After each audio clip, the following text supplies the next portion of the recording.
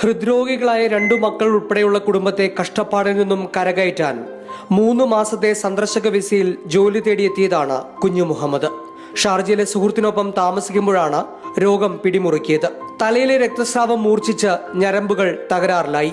July 28-നാണ് Rashid ആശുപത്രിയിലെ ICUവിൽ പ്രവേശിപ്പിച്ചത്. സങ്കീർണമായ ശസ്ത്രക്രിയ കഴിഞ്ഞ ആഴ്ചകൾ പിന്നിട്ടിട്ടും കുഞ്ഞു മുഹമ്മദിന്റെ ആരോഗ്യനിലയിൽ പുരോഗതിയില്ല. കുഞ്ഞു മുഹമ്മദിന്റെ കുടുംബം വാടക വീട്ടിലാണ് കഴിയുന്നത്. ഭാര്യയും 3 ആൺമക്കളുമുണ്ട്. 2 മക്കൾക്ക് ഹാർട്ടിന് അസുഖമുണ്ട്. ഒരു മോനിക്ക് വാൾവിൽ 2 ഹോളുണ്ട്. അതിനൊരു ഓപ്പറേഷൻ വേണം. ആ ഓപ്പറേഷൻ ചെയ്യാൻ 1 ലക്ഷം രൂപ അവന് കിട്ടാത്തതിൻ്റെ പേരിൽ അവനിവിടെ വന്ന് എന്തെങ്കിലും ജോലി എടുത്ത് 1 ലക്ഷം രൂപ ഉണ്ടാക്കി നാട്ടിൽ പോയി ഓപ്പറേഷൻ നടത്തുന്നുള്ള കാര്യത്തിനാണ് വന്നത്. വിസിറ്റ് വിസയിലാണ് വന്നത്. വന്ന് 2 മാസം കഴിഞ്ഞ് ഒരു ജോലി ശരിയായിക്കൊണ്ടിരിക്കുന്ന സമയത്താണ് ഇങ്ങനെ സംഭവിക്കുന്നത്. UAE-യിലുള്ള നാട്ടുകാരാണ് ഇപ്പോൾ സഹായത്തിനുള്ളത്. ആശുപത്രിയിലെ ചികിത്സാ ചെലവ് 68,000 ദിർഹം കവിഞ്ഞു. തുടർ ചികിത്സയ്ക്കായി നാട്ടിലെത്തിക്കാനുള്ള ശ്രമം പണമില്ലാത്തതിനാൽ വഴിമുട്ടി നിൽക്കുകയാണ്.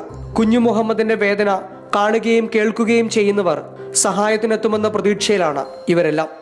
Mathrubhumi news, Dubai.